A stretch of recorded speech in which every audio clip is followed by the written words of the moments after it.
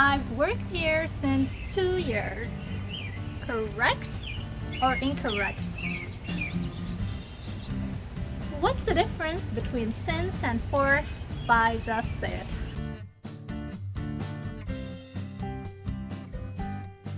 What's the difference between since and for? Here's the summary. We use since plus a start date. We use for plus a duration. Let me explain more.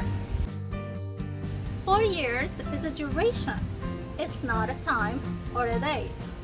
So we say for 4 years. For example, I have been learning English for 4 years. 2018 is an exact date. It's a date, it's not a duration. So we say since 2018. So we say, I have been learning English since 2018. More examples. Since 5 p.m.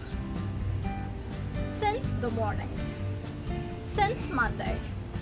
Since June. For 4 hours. For 40 minutes.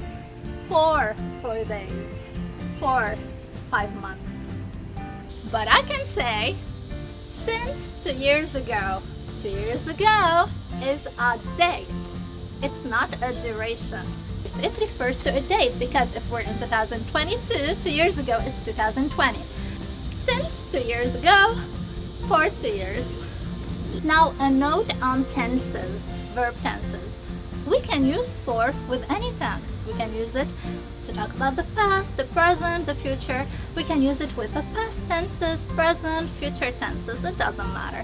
But we only use since with the perfect tenses. Present perfect and present perfect continuous. Because we use since with the start date, and the present perfect tenses talk about something that started in the past and is still happening.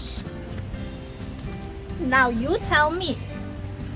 I've worked here since 3 years. Correct or incorrect? Now test yourself.